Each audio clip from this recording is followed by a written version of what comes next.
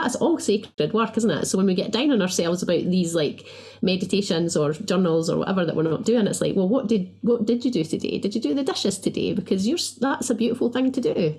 Connecting with your space, clearing up after like a magical meal that you're allowed to eat because you can feed yourself and you live on this amazing planet. Like everything's sacred, isn't it? Welcome to the Embrace and Expand podcast, where we talk about everything from spirituality, self-development, relationships, mindfulness, wellness, and everything that will help you embrace all that you are so you can expand into the best version of yourself. All right, and welcome back to another episode of the Embrace and Expand podcast. Today's podcast guest is a woman who not so long ago was living a life that felt disconnected and unfulfilled. To many of you listening, that may sound a bit familiar. Everything changed for her when she discovered shamanism. This shamanic path helped to grow her connection to spirit and turn her life around in ways she never thought was possible. Since that time, she's helped thousands of people do the same. Believing it is our birthright to access everything the universe has to offer, she's here to share her wealth of knowledge around the subject of shamanism, so you too can create the spiritual life your soul craves. So let me introduce you to the woman behind the Center for Shamanism, Rhonda McCrimmon. Rhonda, welcome to the Embrace and Expand podcast. Hi, thanks for having me. So for those that are listening and that are maybe not familiar with you and the Center for Shamanism, why don't you just take a few moments to tell us a little bit about yourself and really what brought you to the path of shamanism? It's such a big question, isn't it? What brought you to the path of shamanism? So I think from a earth-based, practical, kind of story-based place, what brought me to shamanism was desperation, honestly. I'd gotten to the point where I was like, there's got to be more to life than this. My dad had just died. I'd spent decades being depressed and anxious, and I had undiagnosed ADHD and all kinds of things. And I looked successful on the outside. I was an accountant. I worked in the corporate world and had the house and the car, but I was just miserable. I just slept my way through my 20s as if I could sleep, I would. It was just, my internal landscape was a nightmare. So I just accidentally stumbled onto a shamanic class and I really took it from there. But looking back now, I think what I can really see and really sense, and what many shamanic people will share, is that it was like I was being pursued by the spirits. You know, I always had a driving need to find something more. I always tried to do that in various different ways, and it just never worked. And it wasn't until I kind of gave into the idea that I'd need to go within and not look without, that it really started to work. And it was shamanism that really hit a chord for me and made that possible. It's beautiful. And now, so many of the listeners might be familiar with shamanism, and many of the listeners may be like, okay, I've heard the term, but I really don't understand what shamanism is. So can you maybe explain to those listeners that don't really understand what this path is, just a little glimpse? And now your path of shamanism is through Celtic shamanism. And many of the listeners I know are going to be more familiar with like South American shamanism. So maybe we can kind of clarify the differences between the two. Definitely. I think that shamanism at its core is a nature-based spirituality with spirit guides. So you can have a spiritual practice that's very similar to shamanism, but you don't have guides, and therefore it wouldn't be called shamanism. So I think that nature, spirit guides, shamanic journeys, and kind of a connection to something greater than yourself is the basis of it across cultures, pretty much. So one of the things that people struggle with when they find shamanism is that it really resonates for them. I hear people get really excited about a shamanic practice, but they're often drawn to Native American shamanism or South American shamanism simply because it's much more well known. But you'll hear the rhetoric. If you Google shamanism, you'll see people talk about the fact that it is found on all inhabited continents: Africa, Asia, Europe. You know, shamanism is everywhere.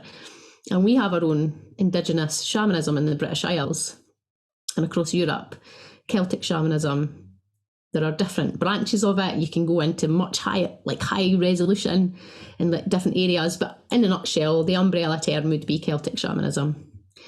And we have so much indigenous wisdom. And I think what might be really interesting for your listeners is to know that regardless of where you're from, regardless of your lineage, there is a shamanic path for you. If we go back far enough, we all have Indigenous ancestors, and the gatekeeping that goes on in this community isn't something I adhere to. It's not something I get involved in. I don't listen or get, it's just not something that is necessary, because we all have a pathway here. So when it comes to Celtic shamanism or British shamanism, if you have lineage from the British Isles, there are many people in America who came from Britain, and they feel really spiritually displaced, I think, because they want to connect with, they're not allowed to connect with the earth-based spirituality in North America for various reasons, and that's fine. And then when they try and connect with paganism here, or witchcraft, or shamanism, or any of the other names that you might use, then they often hit a wall coming this way as well. So what I'd just like to say to your listeners is there's an open-hearted space here for you. Like, you're absolutely welcome to connect with this in whatever way feels right for you. You literally are speaking to my heart right now, because my grandmother on my mother's side's maiden name is McCrimmon. Oh my goodness, isn't that great? My father's side of the family comes from England. They came over on the Mayflower. Nice. And so I have always had this draw to the Celts. I've always had this draw to the lineages of Arthurian myths and Merlin and things like that. And I talk about this a little bit more on another podcast with John Michael Greer when we talk about Druidry. And I traveled to England, actually Glastonbury specifically, back in 2016 for my Reiki master training, and received my final attunement in the middle of Stonehenge, which was an unbelievable experience. But the most interesting thing was when I stepped off of the plane, I felt like I was finally home.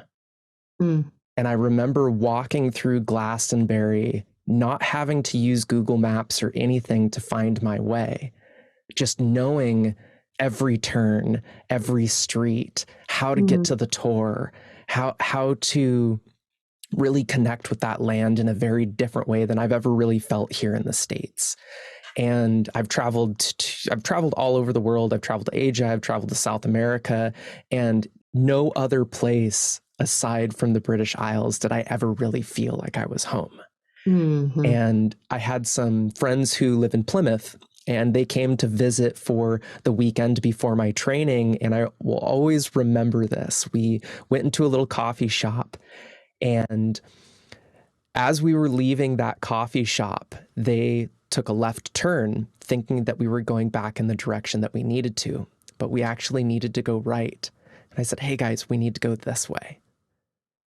And they've lived there their whole lives and have been to Glastonbury before. And yet me, the American, was the one that actually knew what the right direction was to go.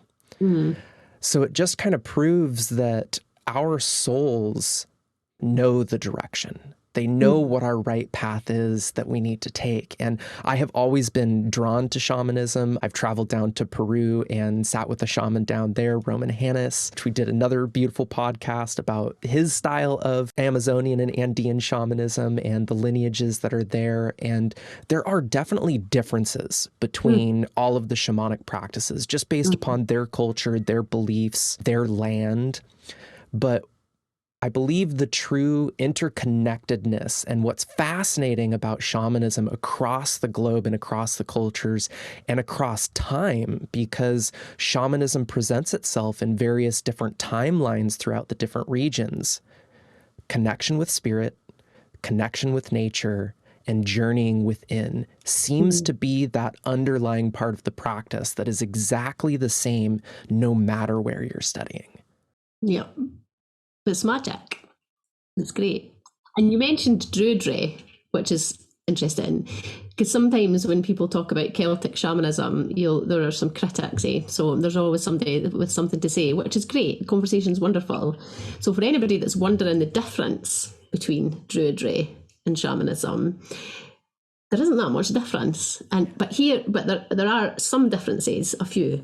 Druidry actually is also a kind of a reincarnation of British Indigenous wisdom. So what we do have is we have all these texts. We have linguistic evidence, and we have archaeological evidence. So there's lots of things that we can draw on to understand what might have happened in the Iron Age during the time of the Celts in Britain.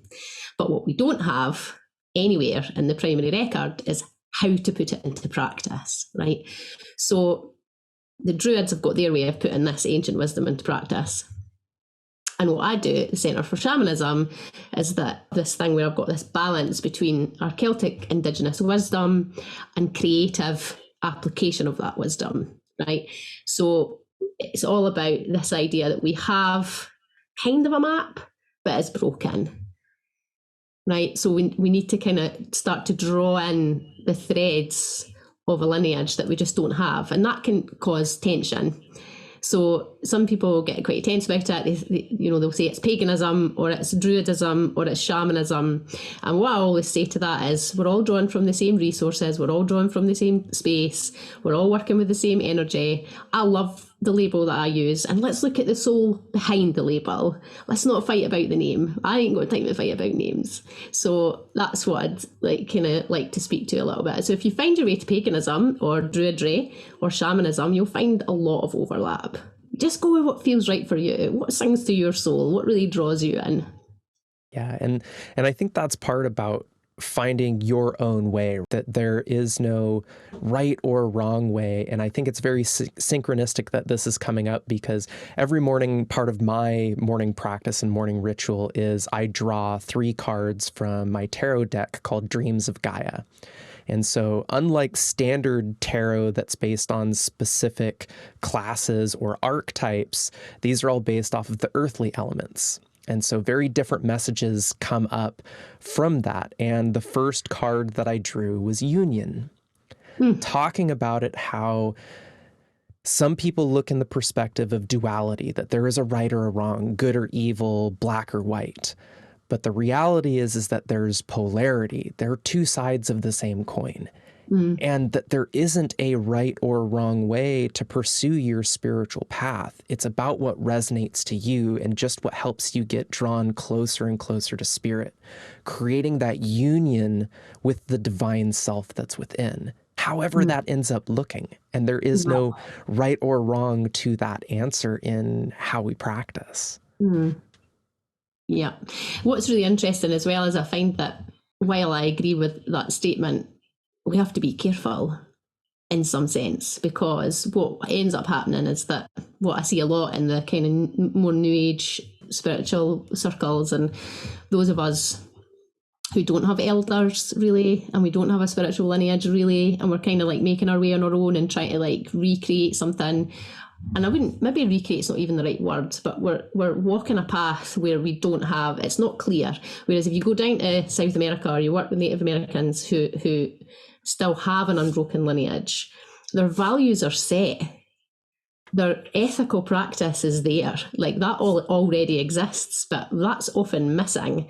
So what I often find is that this idea of right or wrong or polarity, people will say, this is right for me. And I'm like, great.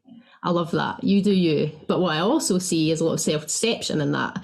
So there's this idea of like being able to be self-reflective and have a powerful relationship with your dark in a way that you can actually say, what is it in me that needs dealt with? And you can have a powerful relationship with your light, and you can say, I'm confident and clear in my practice, and I can drop, like if it was speaking from my perspective, I would say I'm a powerful shamanic person and a shaman.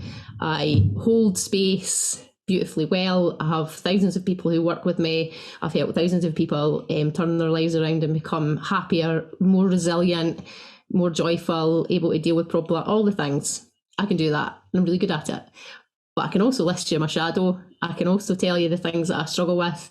I can also tell you that I have to be really careful about narcissistic tendencies that can sometimes come up for me from, that's an issue down my mother line. It's an issue I've had to deal with my first daughter, because I have 2 kids, one when I was very young and one much more recently.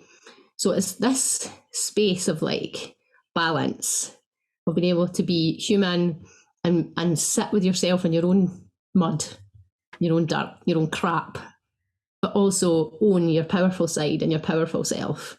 So that's how I think of polarity and the dark and light on the same side of the same coin. Did I go off on a tangent, Adam? I might have. No, you didn't, because you literally just spoke about my third card that I pulled that's called the Two of Air. And it's a man with wings, basically an angel, and it's perfectly split down the middle. One half of his body is black and the other half of his body is white, signifying that we have both the light and the dark within us. And in my personal opinion, in my practice, and one of the reasons why this podcast is called Embrace and Expand, is because it's about learning to embrace your shadow side of yourself. Because through embracing that shadow and all of the quote unquote darker aspects is how we truly find our light.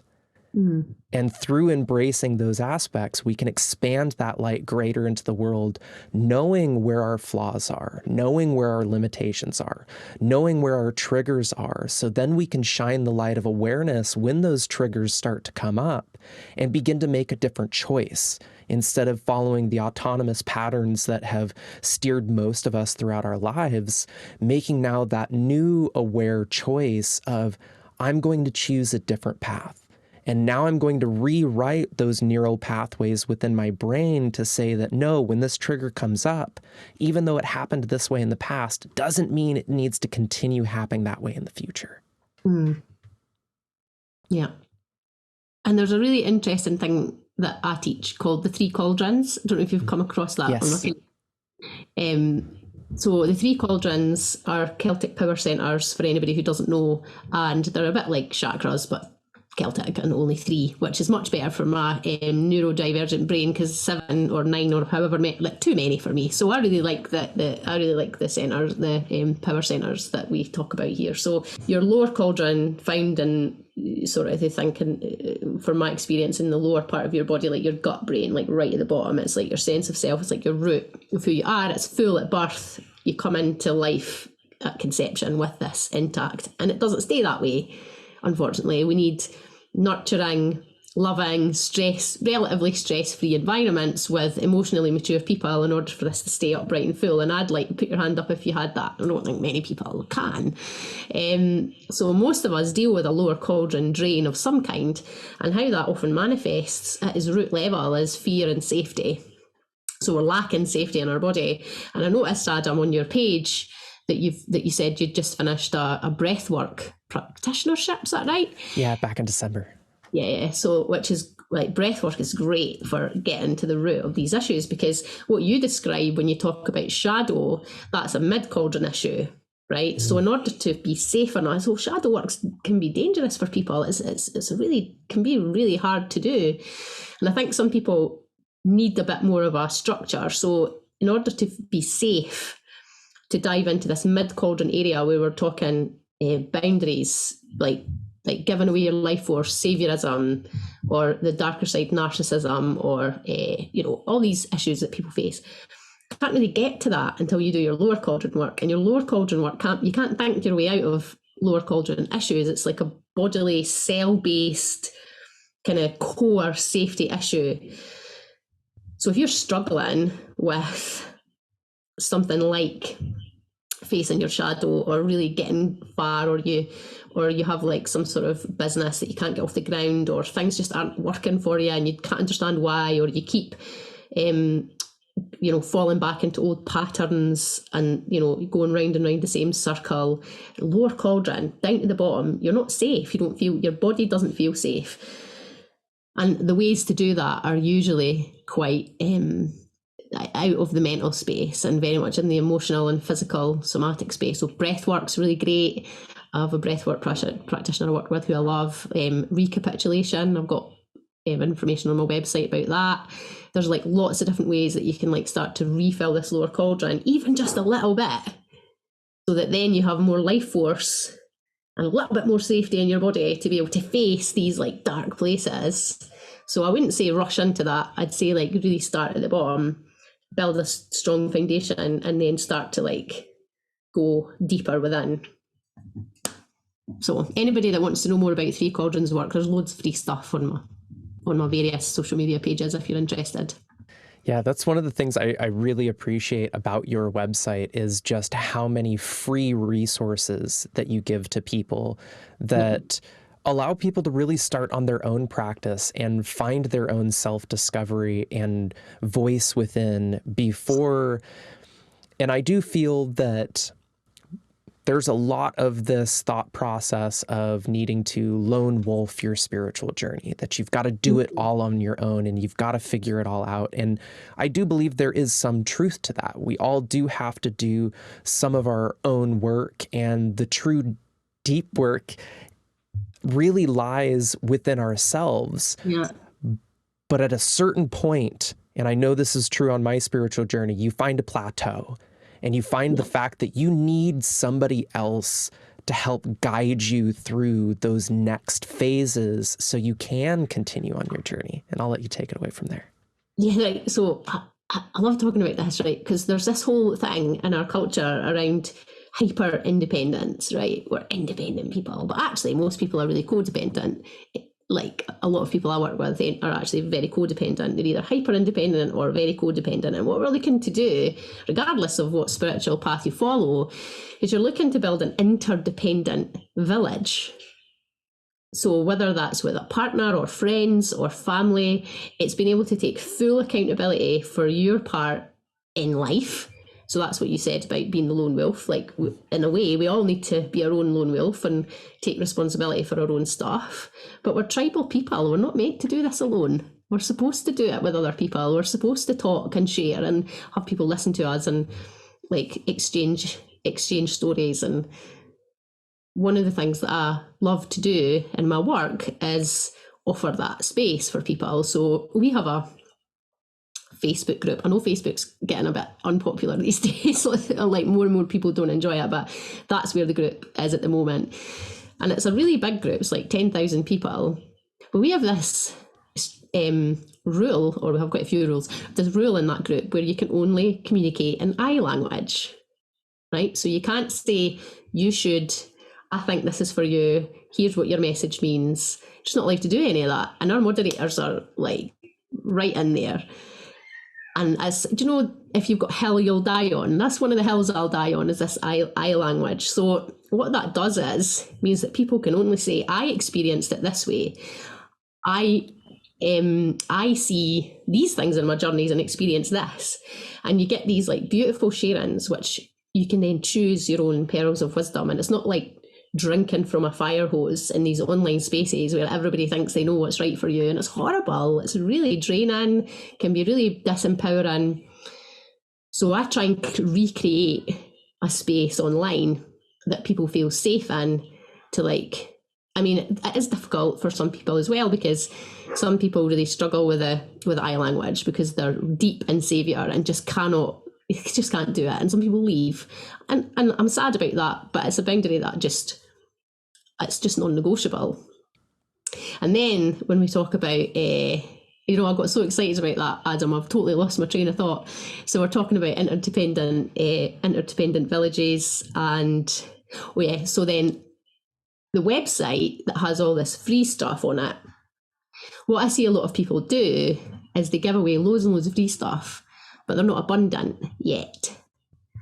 So the free stuff that I offer, of which there is now a lot, it directly correlates with my abundance. So I started off with only a little bit of free things, and most of my stuff was paid. And then as my success grew, and as I brought more people into the community and I was abundant, the more free stuff I would create. So now I have a podcast. I'm not currently adding episodes to it. It's called Shaman Talk. There's like over 100 episodes, and they're mostly like little like workshops. So you can check that out. There's like drumming tracks and healing circles, and we've got a Three Cauldrons workshop and an introduction to shamanism, and there's just loads of stuff you can do for free, because what I need for people to be able to do is to trust me when they want to work with me. I don't want to force people into paying for things that they might not resonate with. And coming from a homeless single mother with nothing, I would have just loved to have had access to so much stuff. So if you have no money, you can learn how to work with shamanism properly and with quality support. So I don't do the dangling thing where I'm like, here's just enough, but then you need to pay me for the good bits. Like, none of that. So there, check it out. Anybody who's listening. That just goes to show the integrity that you have with this work and with your own practice, but also coming from experience of your own journey and what you would have appreciated to have in the beginning. I know I am the same way. I've been on my spiritual journey for almost 15 years now. And back then, there was not nearly as much information or resources out there to help discover what path is going to work for you. I've been down countless rabbit holes that led me to dead ends that I'm just like, okay, this truly does not resonate now. And now I have to retrace my steps and figure out a new way and a new path. And don't you think as well that there's like a really interesting thing at the moment with information? So people can find so much information and you can pay a lot of money to a lot of people for a lot of promises, but it's like, how do you really know what is going to work for you unless you try it? And a lot of people, it's a lot of these things that people are asking you to pay for is a big investment. So, for me, I'm just like, have it. Yeah. Try it. And then come back to me if you want to do more, and we'll do more, and that'll be good. And we'll have fun. It's the whole reason why I created this podcast, was to be able to share a lot of the information and give people the opportunity to hear what I have to say and hear what others have to say, and how a lot of the times in these conversations that I have with my guests, we're all saying the same thing, even though we all come from very different backgrounds and we have different spiritual practices and different beliefs, but yet we can still fundamentally agree on a lot of the same things that all of these different practices have led us to. And I'm very, very specific on the people that I will take on as coaching clients, because I know for a fact I am not for everybody, and I don't want to work for everybody. I don't have the energetic capacity to do that. So I have a very strict list of questions that I ask everybody, and depending upon what those answers are, it's a yes or a no. But I always leave it up to somebody at the very end of our discovery calls for them to make the decision without any need from me of what the end result's going to be. If you want to work with me, awesome. I'm super excited to do so. And if you don't truly resonate and feel that I help, that's okay too. Let me help show you to a few other different people that maybe you might actually resonate with better, that can truly help you along your path. And you and I have had a little bit of a conversation on Instagram about spiritual ego and how that plays a very, very big role in the spiritual coaching, facilitator, practitioner training realm of people having that my way is the way, or like, I love the show The Mandalorian, and he always says, this is the way. But as he goes through his journey, he realizes that, wow, there's actually a bunch of other ways too that also have truths behind them as well. So do you want to touch a little bit on that spiritual ego? Spiritual ego is a really funny thing, isn't it? Yeah. It's hard to catch, I think. And that, I think it goes back to what we were talking about earlier with the dark and light and that balance of self-reflection. And I think let's talk about it practically. Like, how would I how would I see it? We all know what a shamanic ego is, right? But how do we see it? How do we find it? This is a question that's like played on my mind. And one of the biggest things that you can really that really is a red flag is boundaries. Right? So this is what I've noticed. So if you come to work with me, you know exactly what you're getting, you know exactly how much it costs, you pay it up front. Nobody works with me unless they've paid. It's very clear. You come into the group, you know what the guidelines are. There's no wiggle room there. Like, I hold a firm space. But someone with a shamanic ego, it really is addicted to, it's usually the external validation, right? So however they can get it, and the goalposts will move. Can I pay later? Sure, no problem. You can absolutely do that. Or like, if they hold a group space, for example, and they don't they're like getting involved in like conversations they shouldn't, or there's just boundary issues. It's just a bit icky, or you know too much about them. They'll share too much of themselves. Like you're in a one-to-one with them, and it's too much comes out. There's transference happening all over the place, or they bleed you dry. You need to pay more. You need to pay more. You need to pay more. So there's boundaries, right? That's just a really useful red flag that I talk about with shamanic ego. Another sign of shamanic ego, which I think surprises people, is a lack of connection to confidence. So shamanic ego can come through as, I'm great, I'm wonderful, I'm magnificent, and everybody will love me.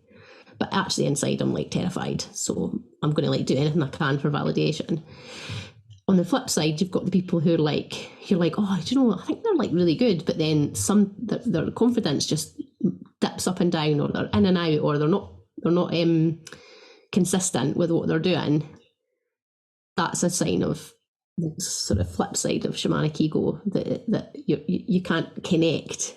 And in Celtic spirituality, that's called imbas, right? IMBAS, which is the Celtic divine knowledge, which you get through cauldron work, through the 3 cauldron work.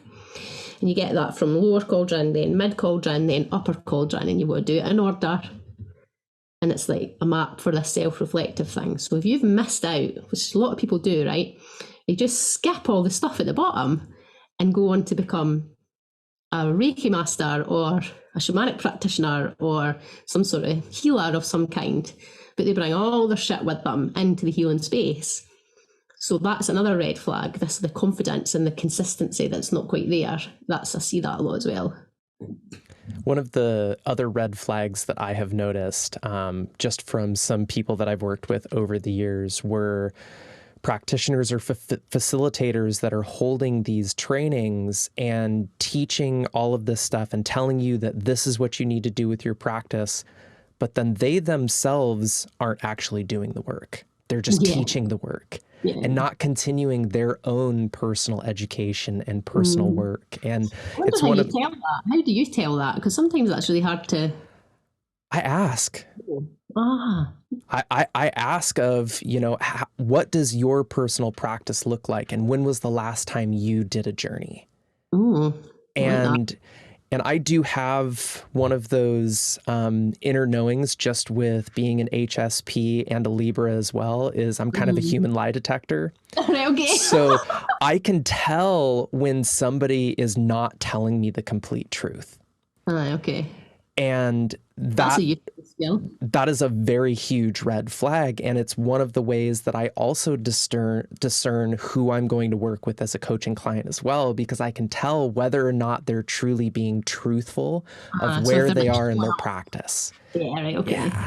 Yeah. Great. And for me, like, I don't work with a lot of beginners. I actually work with a lot of people who are kind of on that plateau in their spiritual path, where they've already kind of done some work, but they're really now almost more confused than when they started, just because of the inundation of information that's out there between Instagram and YouTube and the whole of the internet, and are just really trying to find their path. So like my coaching program is called The Journey Back to Self. Nice. It's all about helping people to weed through all of the things that they're carrying based on what they've taken on from other people throughout their life, and coming back to their own truth and wisdom that lies within.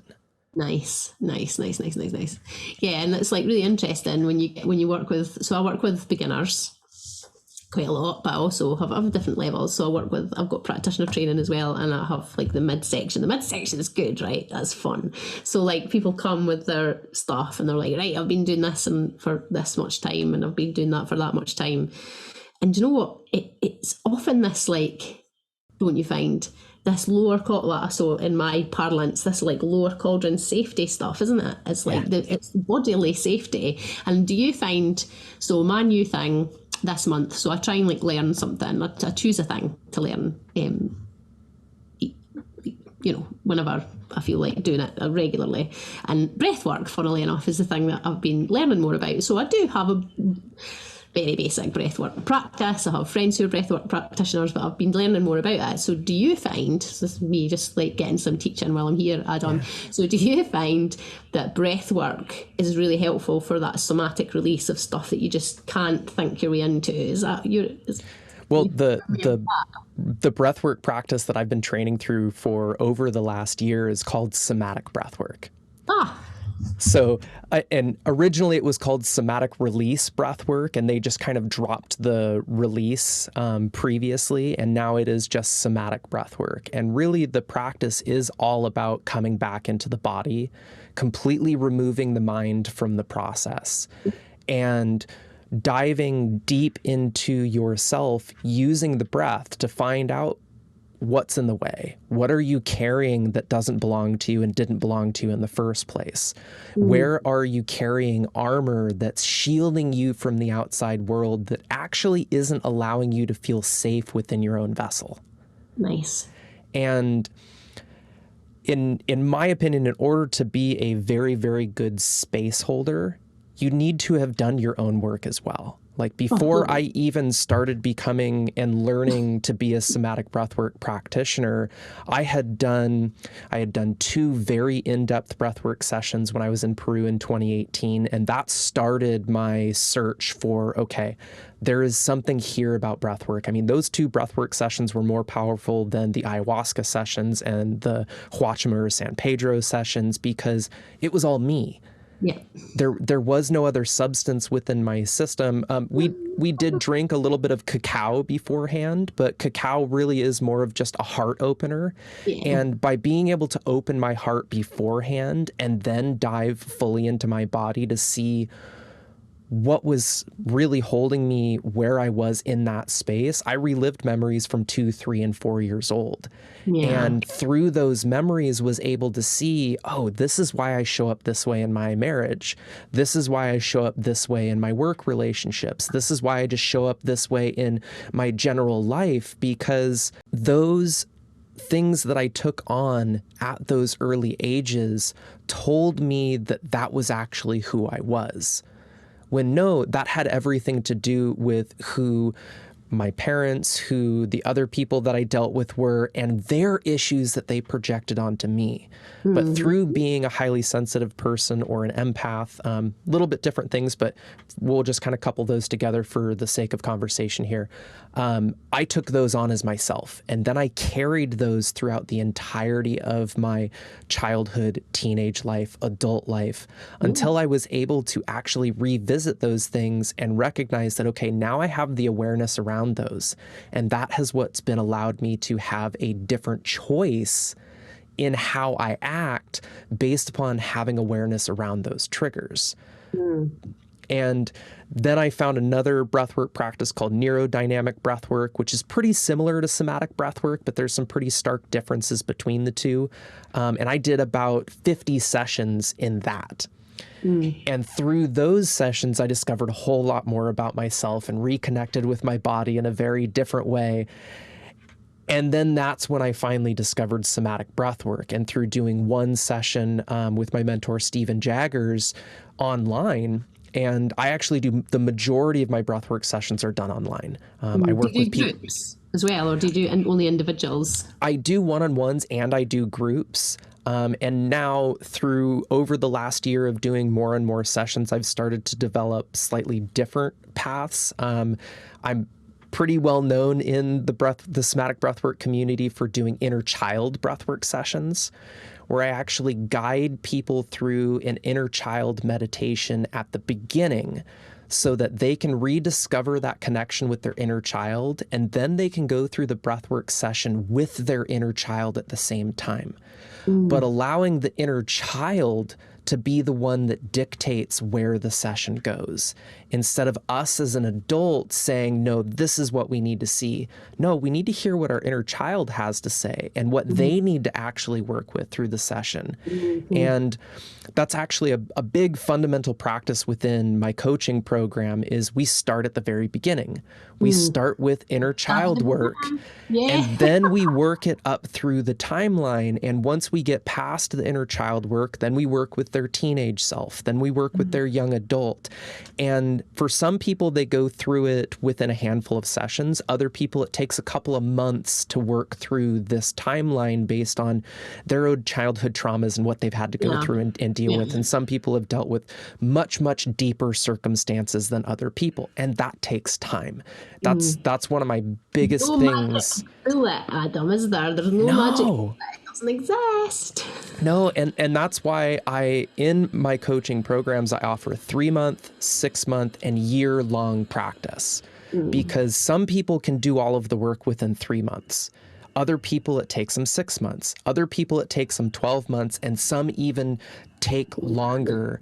But that's also why within my coaching program, I give people access to my community that's called the Embrace and Expand community. And we do weekly calls. It's very similar to your Center for Shamanism community of doing the membership. The membership, yes. Yeah. And mine is also a membership as well, but you get that free with your coaching program as just kind of a little bit of a bonus. And so then that way you get to be a part of a community that everybody else is doing this work, and you can kind of share those things and feel safe within a space knowing that we're all going through the same stuff, even though it may look different, it may be packaged different. Fundamentally, we're all kind of going through that same type of inner journeying work. And then within that community, I do bi-weekly breath work or healing sessions. And a couple of months ago, I actually channeled literally an hour before I was supposed to meet with one of my clients, and I had a very different session in mind. I always spend about an hour before, half an hour to an hour, depending upon the time that I have before I meet with somebody for a session, to center myself, to align myself, to clear my stress and tension so I'm not bringing it to the session. And as I sat down, I all of a sudden just had this stream of consciousness come into me, and I'm just banging away on my computer and literally finished it like a minute before I needed to jump on the call. And it's called A Journey to the Cathedral of Light. Nice. And it's similar to a past life regression in the way that there's 3 different hallways within this Cathedral of Light. One leads to your past life experiences. One leads to your present life experience. And then one leads to your future life experiences. And every single hallway has a multitude of doors. They're different for everybody. Some have more, some have less. The doors that are open is all of the information that helps you or brings into your day-to-day life. All the doors that are closed close off all of that information. And through this journey, people have the opportunity to use the healing light that the cathedral is made out of to go into each of those doorways and heal what needs to be healed, close what doors need to be closed, open what doors need to be opened. And the multitude of experiences that people have in this one singular journey is pretty miraculous. And one of the things that I really like about this experience is that it's somewhat self-guided. I guide you to the cathedral, and then once you choose which hallway you want to go down, you're on your own for about 10 to 15 minutes, depending upon the length of that specific song that goes down that hallway. Then I guide you back into the foyer, using the breath to close any doors that you needed to close. And then now you have the opportunity to choose what hallway you want to go down next. And some people spend the whole session going down one hallway because there's a lot of work to do within that realm. Some people go down all 3 hallways. And so it's a very different experience for every person. But one unique thing that I've started to notice is that a lot of people experience animals visiting them within this journey. And I had one client who she had all of her animals that she has had in her entire life there with her, guiding her through and keeping her protected while she went through these realms. Another client I had, she just had a bunch of her power animals visit her and was able to meet several of those animal guides that were there to give her messages and wisdom. So it's really fascinating at when we can open ourselves up to spirit, we can open ourselves up to the oneness consciousness that exists within everything. What can come through when you're open? Sounds very shamanic. Very much. Yeah. Yeah. It's an experience that I believe is a culmination based off of all of the different paths that I have followed on my own journey. That, you know, I do apply some South American shamanism to my practices. I do apply druidry. I do apply Celtic shamanism. I do apply Reiki. I do apply breath work, because I believe that they're all these tools. We each have this toolbox of being able to know, okay, this person is dealing with this specific thing, so I need to use this tool, and this tool. Nice. But if this person is dealing with something completely different, some of those other tools aren't going to be relevant. And it's like there's that saying of, you know, sometimes you need to use a screwdriver and you wouldn't use a hammer. For the same situation, you need a hammer instead of a screwdriver. But it's being able to have that discernment of when you need to use what right tool, and recognize that you might use a singular tool. Like I've used breath work for many, many years. But now I'm coming back to my Reiki practice and recognizing that, okay, now is the time to start implementing some of that type of energy into my sessions, and not just focusing on this one way as being the singular modality that is just going to work for everybody because it changed my life. Somatic breathwork is a very, very powerful practice, but not everybody is ready to go that deep.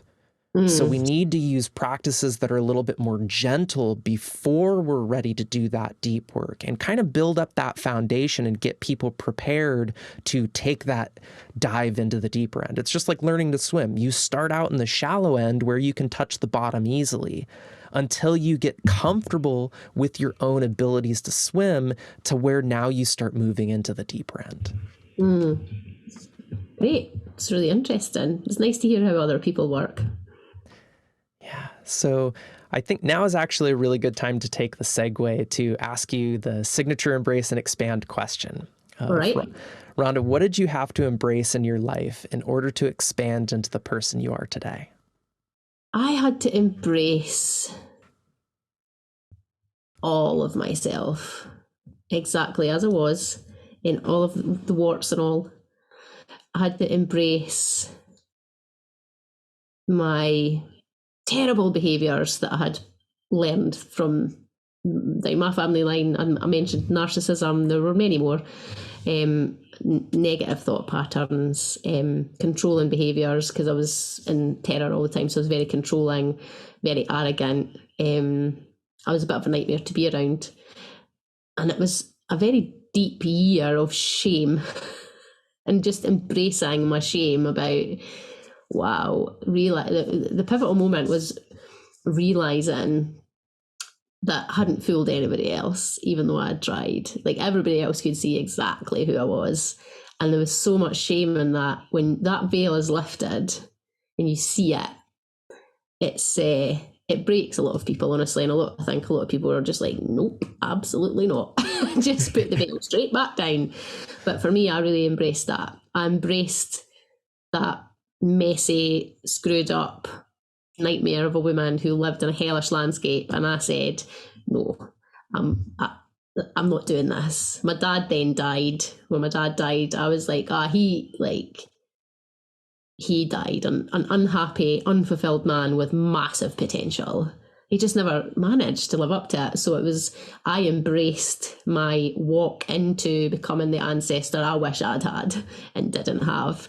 I'm like, I'm not dancing this. I'm not playing this game. I'm doing it. If I kill myself on the way, because sometimes you feel like that, right? You feel like you're going to die. It's that bad. I'm doing it. So that's what I had to embrace. All of that dark, fully, and completely without filler or limitation, in order to expand into who I am today. That's such a gorgeous answer. And you're right. It's the work that many people get to and realize that I don't want to. I don't want to have to embrace that darker aspect of myself. Yeah. So how did you really go about finding that strength within yourself to embrace that darker aspect, to make the decision that, you know what, I may not have had somebody to look up to show me the way, so I need to find that way for myself? I don't know where I found it, honestly. I just did. I think I remember finding shamanism and deciding that I was going to do the training. I did a 3-year training and then a further year, and I still work with people now, so it's like an ongoing thing, right? But before I saw a person, I did 4 years of training, and I never finished anything. I dropped out of uni. You know, I was jumped from job to job. I always felt like a failure. And when I started, there was something in me. It was like a universal power that just entered my body and propelled me forward. And wild horses couldn't have stopped me from finishing that course. And it was expensive. And, you know, I had a young daughter, and I didn't, you know, I was an accountant. But when I first started, I wasn't making that much money, you know, and there was just no question, you know. It just wasn't a question that I wouldn't do it. So when I say I was pursued by the spirits, it's like that was the thing I was supposed to be doing. So all the doors opened and just pushed me forward. Practically, I think my husband was a massive support. He was always, at the time, he was doing a PhD in genetic biology and was totally science-based, and like would like, you know, he was like, oh, what is this? Completely changed now, I have to say, 10 years later. But at the time, he was like, but he was brilliant. He was so supportive, completely. So that unconditional support was really important for me.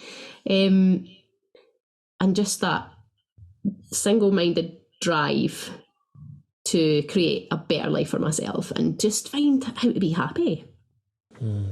Really, I was like, and relaxed sometimes. This is really the simple things I was looking for.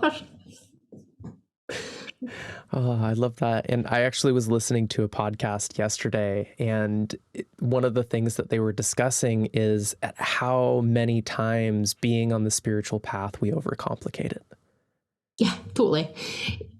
I'm a big fan of simple, Adam, honestly. You'll see it in if you follow me on TikTok or on Instagram, I'm all about the simple. People overcomplicate stuff all the time. They overcomplicate it, so it's almost like an avoidance tactic. Like it's just not that. It is hard to do, but it's not complicated. So I think people confuse complicated and difficult.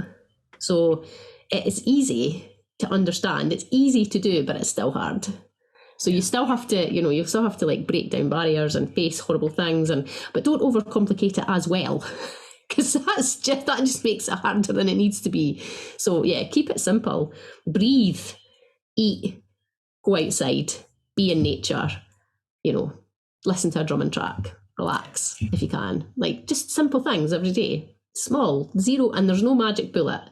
So one of the things that I always try and say, if I'm on anybody else's podcast, and the interviewer always agrees, is that this whole idea of the magic bullet, right? So people will often look to shamanism as a magic bullet. So they'll see ayahuasca or peyote or sweat lodges or retreats, and they'll be like, I'll go there and it'll fix me. It doesn't work like that. And anybody who tells you that it works like that is lying, unfortunately. What I have experienced is massive changes in moments of being held in sacred space, really massive changes, and it's been life-changing.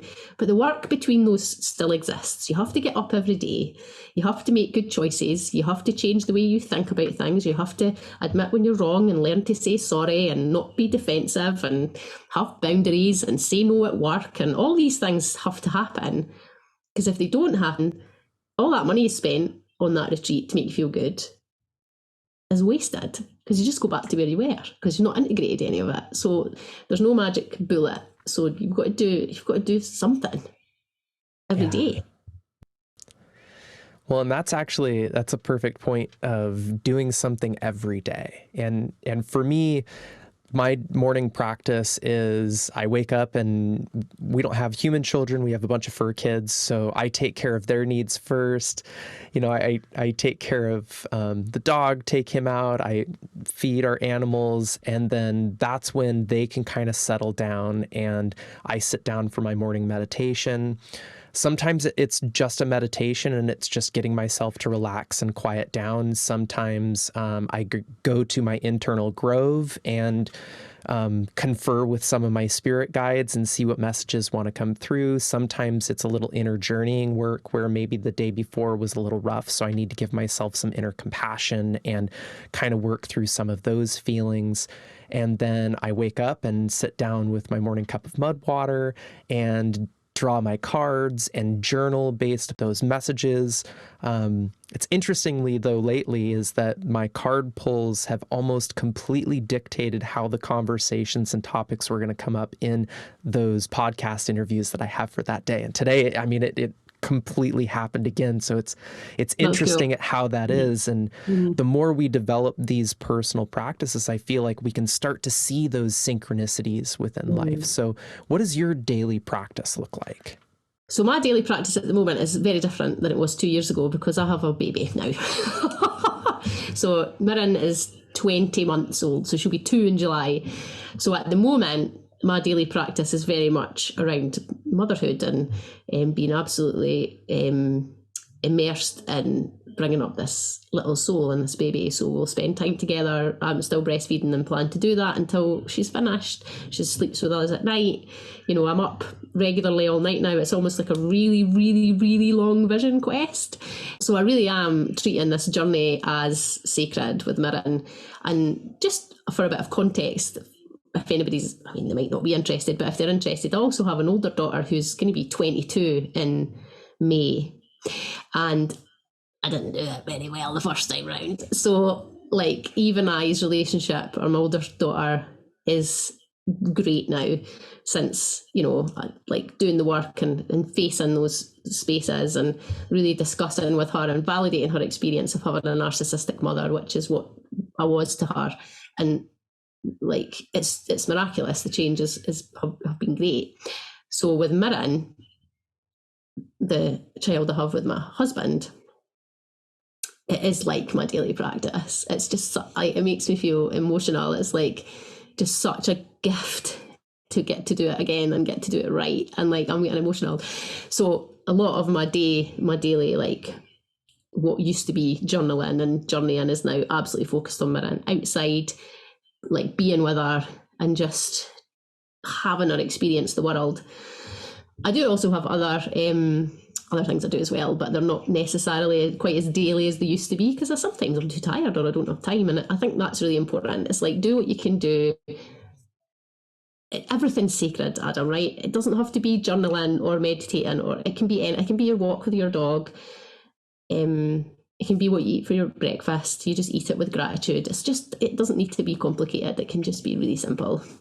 I love that. And the fact that you touch on at how your morning practice has changed, and that we have to give ourselves that grace of allowing it to be able to change as we change.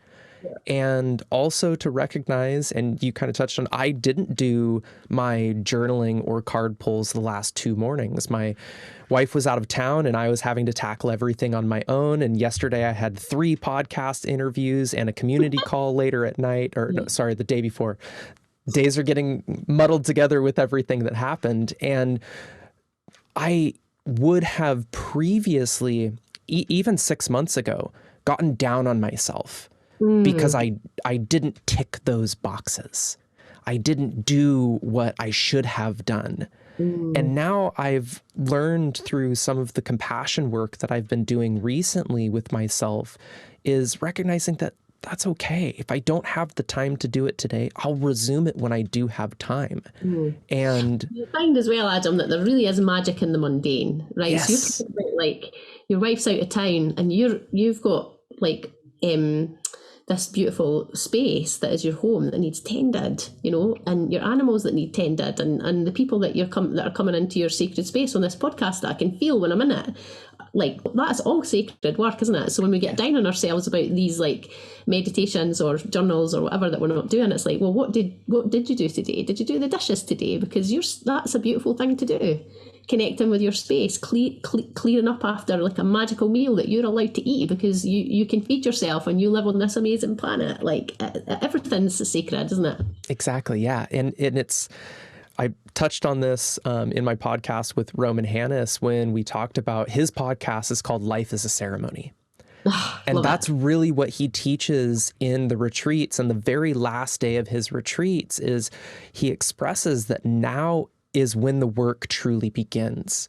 How do you integrate everything that you learned through all of your journeying work that we went through in, he does 10-day retreats, 16-day retreats, and 33-day retreats. And throughout that time, yeah, you're doing all of this work and you're getting all of these aha moments and messages and everything like that. But really that was just scratching the surface.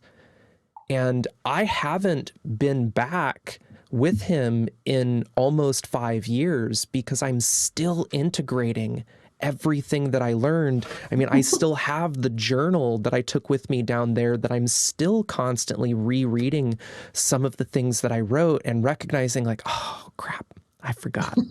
I forgot. Okay, here we go again. It's time to go back and exactly. But again, like just like now, I treat that with a smile. And I treat that with laughter and humor that, okay, I slid back down the slope again a little bit. And so now I've got to retrace my steps. But instead of maybe retracing my steps exactly as I did before, let me take a slightly different path and see if maybe that's a little bit easier, or see if I maybe learn and can reintegrate some of this information in a slightly different way now. And being able to treat every day as a ceremony, everything that we do as a ritual, really does bring the magic into the mundane. Yeah. And I've been reconnecting with one of my guides recently, and one of my guides, at least in my mind, comes to me as Merlin. Nice. And I've always connected with his wisdom since Sword in the Stone was my favorite cartoon as a kid. I loved that story. Yeah. But I loved that story in the way that Merlin really did bring the magic into the mundane and teaching life in such a very unique way. And one of the messages that he brought to me recently was, I asked him, like, why does magic not exist the same way that it did when you walked this earth? Mm. And he said it's because people don't believe that it does. Yep. Totally. And that just, I mean, it like punched me in the face as the message, because it was like, okay, that truly is the key. And Walt Disney has been literally saying it in almost every single one of the movies he's created of it's all about belief. If you believe something is true, then it will be true. And do you know what really helped me with that as well is this, I remember reading this and finding it really helpful, just around bringing the magic into the mundane. Instead of saying I have to, say I get to. Yes. I have to get up. I have to do the dishes. I have to make I get to. You get to get up and you get to make dinner in this like amazing thing that is life. Like, it's just mind blowing to me. So I get to. That's something that helps me. Yeah. And that's totally shifting the perspective to a realm of gratitude, right? Instead of the realm of feeling like I'm being punished because I have to get up and I have to go to this job. Well, no, you get to get up for one. Many people don't get to get up on their own power. You get to drive a car to your job. You get to have a job that makes you money, that allows you to live life the way that you want to live life. And, you know, I myself have worked through some jobs that in the time I didn't like, I didn't feel empowered in doing. And there is some truth to working in a job that brings you fulfillment on a soul level. But realistically, you can find that in anything that you do if you carry that perspective that you get to do it instead of having to do it. I don't know if we've got time for another quick story, but yeah, we've got plenty of time. That's interesting that you say about jobs, right? Because what can be really interesting is that people will say, "But I hate my job. I hate my job. I can't." Right. So I used to hate working as an accountant. I hated every job I was ever in, and would, make my own self just like really miserable. And then I started my shamanic training, and what I realised was, through the work that I was doing, was that I needed to start to find something. I'd hated my job for like over a decade, these jobs. So it was really hard to do, to shift my perception. But when I started to shift my perception, even just a little bit, from I hate my job to, okay, I'm going to try. And then again and again. And these little shifts that I managed to make over just 2 or 3 months, I got a job offer out of the blue from somebody I used to work with that took me out of accountancy and into business management at a salary like 3 or 4 times, can't quite remember, what I was earning, and like opened up this whole new world. And I swear it was all because I managed to shift my perception and enjoy the job I was in. So I think what a lot of people try and do is they try and manifest a different life by thinking about the different life, by pushing themselves forward into what they think they want, rather than staying in the present moment and saying, well, what can I do now? How can I shift my perception? This is what's happening, so I can choose. And it isn't, I used to get really annoyed when people would say it's a choice to feel miserable and sad about something. I get so annoyed about that. I'm sorry, it is. It's a choice, and it's really annoying, but it is. And you can't change it if you try, and you just got to find a way to do that. And even if it's just a tiny, tiny, tiny little bit every day, changing your perception. It's not toxic positivity. Nobody's saying just be happy, but it's about really diving deep into this inner place and saying, right, well, how can I make this better for myself? What can I do to build a bit of resilience within myself? Do I need to even just eat a little bit better, or get up half an hour earlier, or what just anything to make it a bit easier? And with perception shifts like that, it affects what the future will bring for you. And I see it over and over and over and over again. And on just a mundane level, people just get really annoyed about that. But I think it's the truth. It's the truth as far as I can see it anyway. And that it's the truth for me as well. I actually made a post a few months back saying that same thing of, we can choose how we feel each and every day. Mm. We can choose if we're going to lead ourselves down the path of feeling depressed, feeling angry, falling into that victim mentality, or we can choose to fall into the aspect of gratitude, and we can choose to uplift ourselves and choose to be happy, to choose to find the things to be joyful in every day.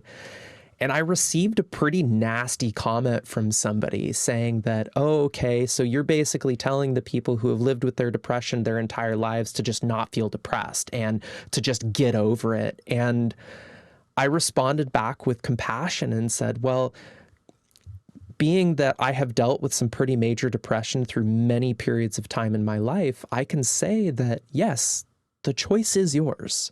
Mm. And what's really interesting about that as well is that it's multifaceted, right? So I think what we're saying here, this is a really interesting conversation. What we're saying is a shift in perception. Yes, so I've also struggled with serious depression at various points in my life. So just I'm not talking from a place of like not knowing what that's like, but just thinking about it doesn't work, right? So what we're not saying is just think yourself better and you'll be better. What we're saying is that there are steps that you can take. If all you can do, so I talk about 0 days in some of my older podcasts, but if all you can do is get yourself out of bed, that was a victory for me at one point in my life. I got out of bed and I got dressed. Celebrate it. Be grateful in that moment that you're dressed. Just be like, yes, great. Don't be like, oh my God, I should have done this and I should have done that. So it's like celebrating those little moments. So nobody's saying wash over the difficulty. If you can just think well, then you'll be better. That's not what we're saying. But what we are saying is that there are tiny perception shifts that you can make. There are little things that you can do to support yourself while you heal and while you get better, because depression is real and it's a very difficult thing to cope with. But there are lots of tools that you can learn through shamanism or through the work you do, Adam, that really support people to make those shifts. So it's not a case of just think yourself better and it'll be fine. It's more like get yourself some tools. And people like me and you have got loads of free stuff. I don't know about your free stuff, but got some free stuff. So we both have free stuff that you can access, because often when you're depressed, you might struggle with money, you might not have access to that kind of thing, but it is there for you if you need it. So check it out. Yeah. And I actually do some of my just singular one-on-one sessions. I do on a sliding scale, and I have done some for free. When I meet somebody who I know that this is really going to benefit, but I know that they're not in a space to be able to afford it, I pay it forward, because I know that I'm later on down the road going to be rewarded for giving that energy. And all it is an energy exchange. That's one of the perspective shifts that I had to make around money, is recognizing that for one person, giving money is an energetic exchange. For another person, it's their time. For another person, it's their physicality or something that they can physically do for you. But one of the things that really helped me in times when I was dealing with depression was to acknowledge that I was depressed. Yeah. To acknowledge that, okay, this is the space that I'm in right now, and I cannot just, like you said, think my way out of this situation. Instead, I need to do something to help me get out of that. And I love that you touched on getting dressed, because it's easy to, when you're depressed, get out of bed, but then just stay in your pajamas all day. But yes. Or, and just either eat or just binge watching Netflix. Numbing yourself with substances. I talk a lot about that in the first season of the podcast, where I had a 16-year habit of numbing myself with cannabis. And I quit drinking alcohol almost 9 years ago. And that was, for me, at least one of the best decisions that I ever made. But the cannabis still stayed, because I had this belief that it was helping me. And about 5 years ago in my journey, I realized that I thought it was helping me by maintaining this even keel of emotional status, when no, all it was doing was limiting me in my ability to truly experience life and to truly express myself in the way that I needed to, because it was limiting the level of consciousness that I could get up to. And even though it has a much higher level of consciousness than what alcohol does, it still is a limiting factor. Yeah, absolutely. And I do still occasionally sit with cannabis, but it's in a more ceremonial, journeying type of aspect. Well, it's a plant, isn't it? Exactly. It's plant medicine at that point. Exactly. Versus using it more as a recreational substance or a fix-it to life. Yeah. Just like, you know, the modern day medicine world tries to give us these pills, the magic bullet, as you've touched on, of, okay, if I just take this, then it's going to make me feel better. And I have a few friends who have been on anti-anxiety medicines for many years, and it saddens me because they think that it's making them better because they're no longer feeling anxiety. But that's the key. They're no longer feeling it. Anxiety is there as a message to tell us that something is wrong, that something is out of balance, that something needs our attention. Do you think, though, that when it comes to it, so pharmaceutical drugs are an interesting one, right? Because I've never chosen to take pharmaceutical drugs, because my parents were like really anti drugs of any kind, like you know, holistic, whatever, to the point of pathology, I'd say. Like, it wasn't healthy. So for me, during my 20s, I think if I'd had somebody who said to me, I think you're depressed and you could probably use an antidepressant, I think it would have been really helpful for me. But because this rhetoric around taking medication isn't good as a blanket statement, it's actually not that helpful. I think that if you need medication to help you to get, like, because it numbs you, right? So you don't feel anything. But sometimes people need that because it's like everything's too much. But maybe the conversation should be more around a wholeness template. So if you need a bit of a helping hand with an anxiety medication that works, or an antidepressant that works, because they don't always work, but ones that work, as well as looking at shamanism or looking at breath work or looking at or counselling if you're in, or some sort of talking therapy, you know, if it's used in conjunction with other things, it can actually be really supportive. So I do think it's important to acknowledge that it has its place in a wider like healing context. Yeah. I appreciate you mentioning that, because yes, there is a time and a place, and I think there's also a timeline. I spent from 12 years old till 20 on ADHD and bipolar medication because I was diagnosed as being those things. Now I know that I was just HSP and I was just absorbing my environment at a much extreme level comparatively to many other people, but there wasn't a lot of information back in the early 90s on that. Thank you, Dr. Elaine Aron, for bringing light to highly sensitive people and bringing that into the world. But once I got off of those medications, that's when I realized that, oh, all I was really doing was stopping myself from feeling what I needed to feel. Yeah, and building resilience. Yeah. So yes, there is a time and a place where that may help you to get over the instance that you're feeling in that moment, so that you can start to develop practices and routines to help you on a more holistic level, and then get yourself off of those medications. Yeah. No, as I said, in my 20s. Yeah. Well, like, so, you know, I have family members who were also medicated in a similar way to you from like 9 to 15. And it really did radically change them as people. And it's been a long journey for them to like overcome that, honestly. And they're doing a good job now, but it's just life changingly shattering when it's like, well, it's your fault. And also we're just going to change all your brain chemistry, and we're just going to like numb you out of one of the most important periods of your existence on the planet. It's a very sad thing that we choose, that we feel we have to do. We've lost touch with the fact that when a child is acting a certain way or being a certain way, it's probably to do with their environment, really, isn't it? It's not. Yeah. Let's like move it to this interdependent village where. And then it can be easy to move into like parent blaming. It's the parents' fault. But actually, in this day and age, this is another hell Adam that I like, that really riles me up. Is like, we expect a man and a woman to run an entire village on their own, right?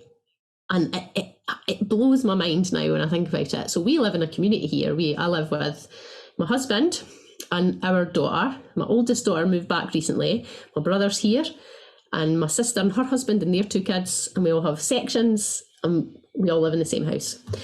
And that just kind of happened randomly and accidentally. It wasn't actually really meant to go that way, but it did.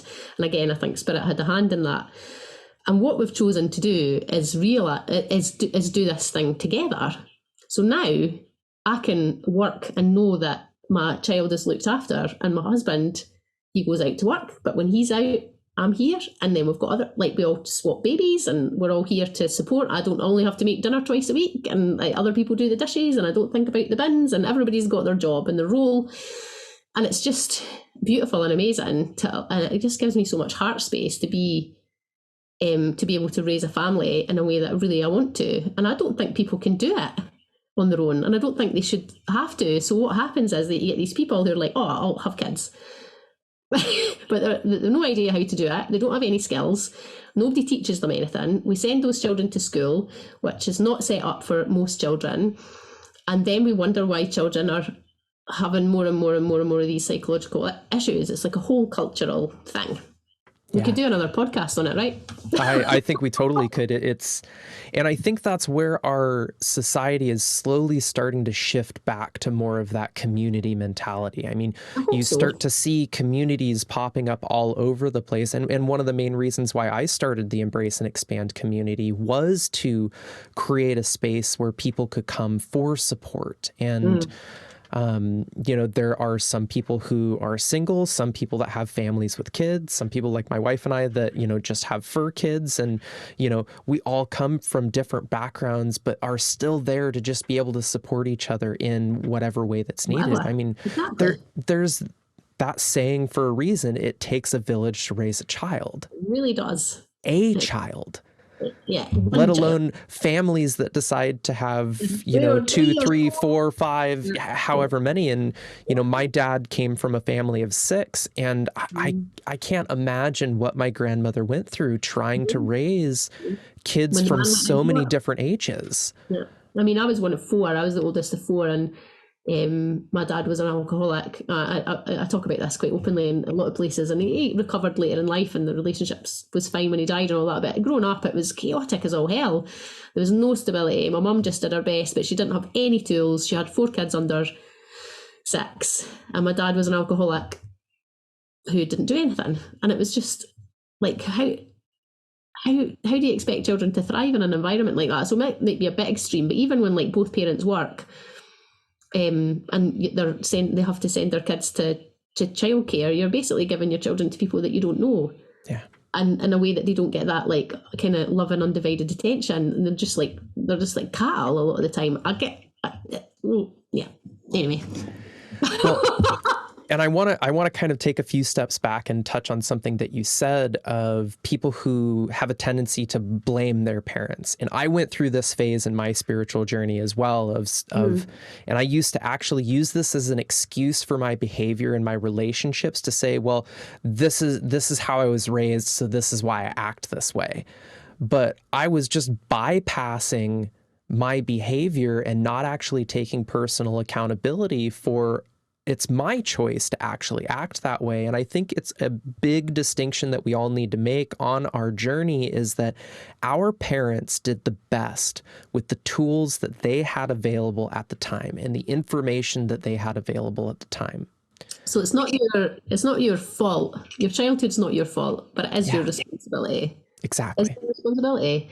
And I think, I went through that as well, a long period of rage, and realised that the way for me to like really get further forward on my healing path was to really let go of that rage and find forgiveness. And it was a long road, honestly, but I mean, I'm there now and it's all good. But I think it's like, embrace it if you have to be angry. Some people like have really shitty parents and really shitty childhoods, and there's no getting away from that. But holding on to it and holding on to the rage and the anger, if indeed that is what you hold on to, doesn't actually affect them. It's just you. So like, what can you do for yourself to find a way to understand that it's not your fault, but it is your responsibility. Yeah. So. And there is something to be said for I like to call it sacred rage, because it's recognizing that the anger that you're holding on to needs to come to the surface.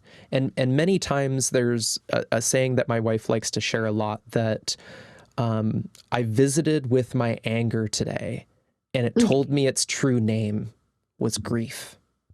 Yeah, nice. And I see that so many times in my breathwork sessions where somebody will go through an anger expression and they'll yell or scream or kind of throw a temper tantrum and bang their hands up and down. And immediately following is this wave of sorrow and tears and sadness, because we can't get to that grief and sadness without going through the anger first. So we have to allow that emotion to be able to come to the surface. And emotions are just energy in motion. It's one of the sayings I love to say, because emotions are meant to flow. They're not meant to be stuck. They're not meant to be held on to. And one of my early Reiki teachers used to share that emotions are like spices in a spice cabinet. You wouldn't use cayenne pepper in every dish that you make. It has a time and a place. And then once you're done using it, you put it back. And when you come to creating a new dish, this one might require sugar and cinnamon and something sweet. And then the next thing is going to need salt and pepper and maybe a little bit of oregano. Everything has a different place, but we always put it back on the spice shelf. We never hang on to it and carry it with us. But as us humans, we carry so many emotions with us. And I'm not sure if you're familiar with Hank Wesselman. Yeah. So I love his book, Spirit Walker. The first in the series is such an amazing story, but he also wrote a book called The Bowl of Light. Yeah. And the bowl of light is our own bowl that we carry throughout life, but many of us are carrying rocks in that bowl. And those rocks don't allow the light to be able to shine out of that bowl.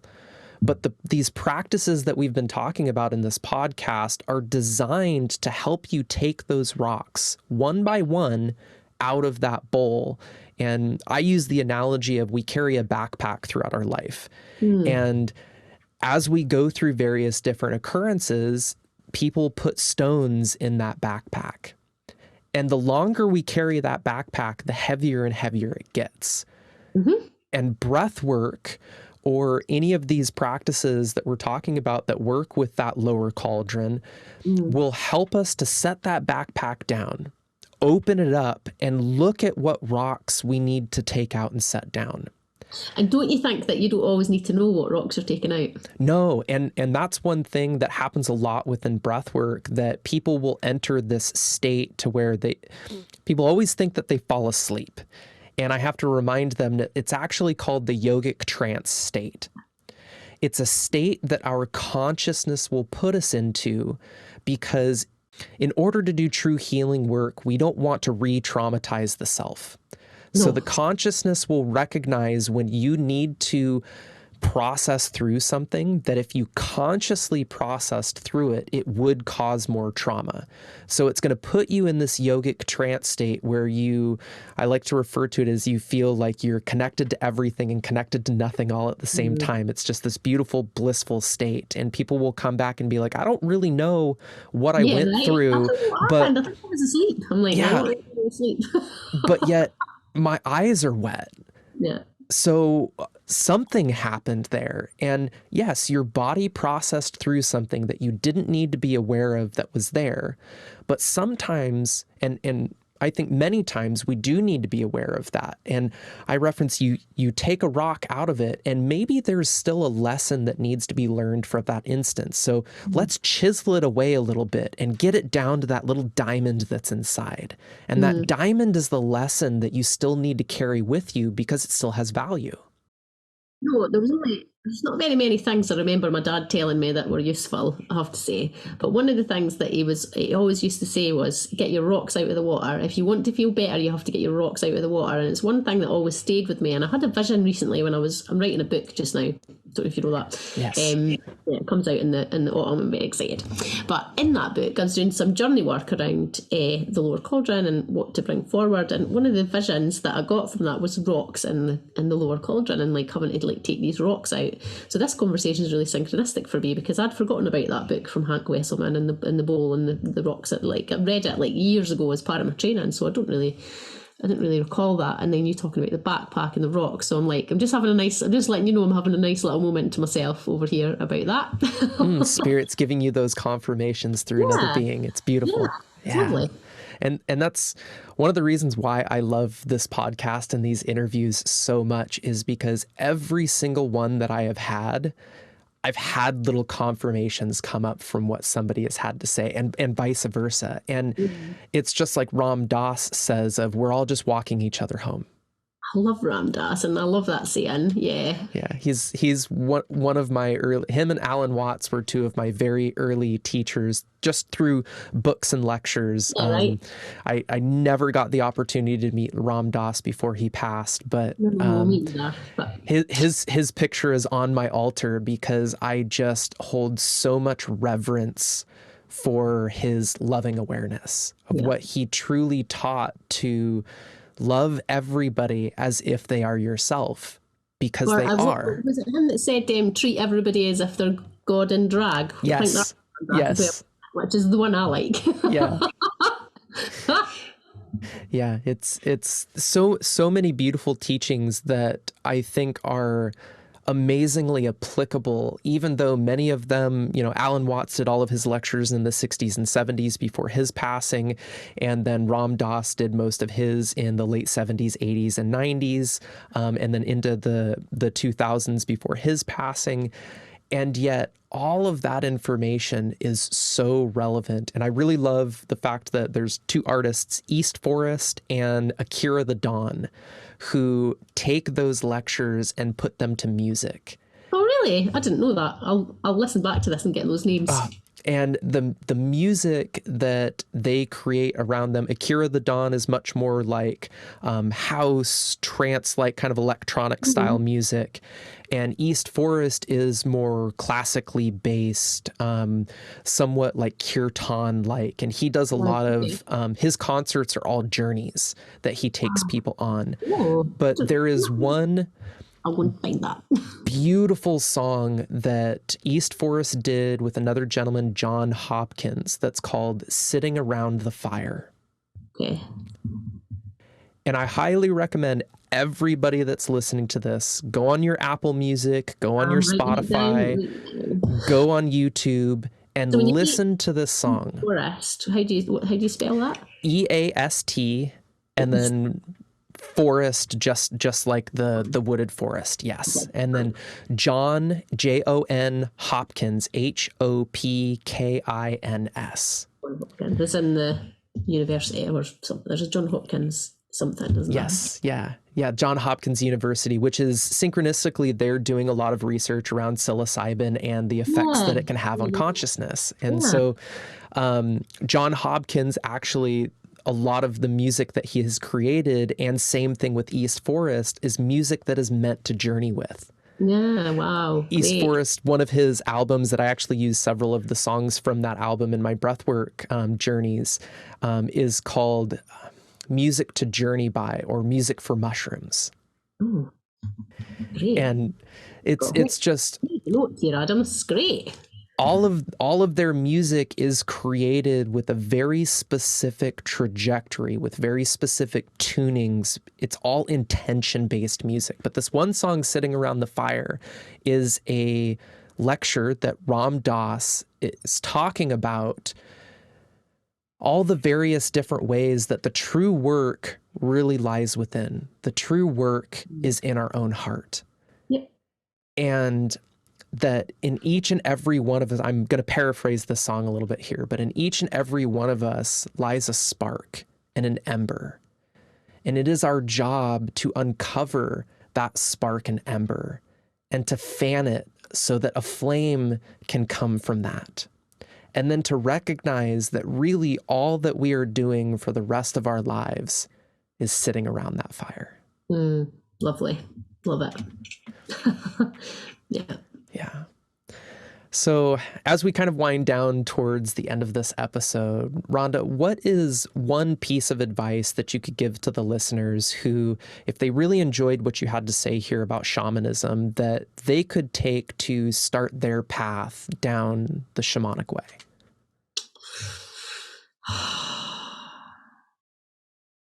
So shamanism really is about nature-based spirituality. It's not about being up in the clouds and being on journeys, and I mean that's part of it, but it really is like a beautifully magical, mundane, everyday spiritual practice with guides who kind of help you along the way. So anybody who's not connected with it at all, your first step is going to be to find and meet a spirit guide, and there's I'll offer a whole free class on that. It's very comprehensive, so safe practice, and I take you on a journey to meet your guide, and you can sign up for it on my website. And then second, the thing that I love, that I recommend that everybody does who are newer to a spiritual path, is something called recapitulation. I talk about this all the time. So very briefly, recapitulation is actually a Toltec technique, which is South American, it's not Celtic. But when I first discovered it, the steps were too many for my ADHD brain. I just couldn't remember them all, and it was just too many steps. So my guides, in a moment of download, as you said earlier, gave me this version of this technique. So this is what you do. This is for shame, mostly for me, is what I find it really useful for, which is something that holds you back so much on a spiritual path. Now, these memories that come up that affect you in a negative way, and often these memories will come up unbidden and really drain you of energy, and really you think, I'm going to be haunted by this for the rest of my life. And for me, that I had many of those. Well, this technique wipes them away. And it's really simple. So it's to do with the breath, you'll be pleased to know. So you've probably heard of something very similar, but this is what I love to teach new people to the shamanic path. So you go back to this point in time where you have this memory. I recommend starting with something relatively easy, so we're not re-traumatizing, so we just want to be gentle and sensible, okay? So you go back to the point in time and you just allow yourself to live through the memory again. And as you do that, on the out breath, you're holding the intention to let go of anything that you picked up that's not yours. And then on the in breath, you're reclaiming anything you lost. You don't need to know what it is that you're letting go of or you're bringing back. You don't need to know any of that detail stuff, none of that. In fact, that tends to get in the way. And you just go through that memory a few times with this intentional breath. And as soon as your mind takes you off somewhere else, or you get distracted, that's you done. Or if you're like, well, that's enough for today, that's you done. And you do that a few times, and you'll find very quickly that the memory, I struggle now to remember all these memories I know I had that I had to recapitulate that used to haunt me. They're just no longer there.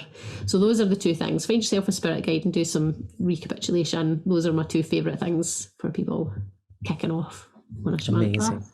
Yeah. Amazing practice. And actually very similar to the second half of the breathwork journeys that we do. Of the first half is all about clearing, and then the second half is all about calling back in.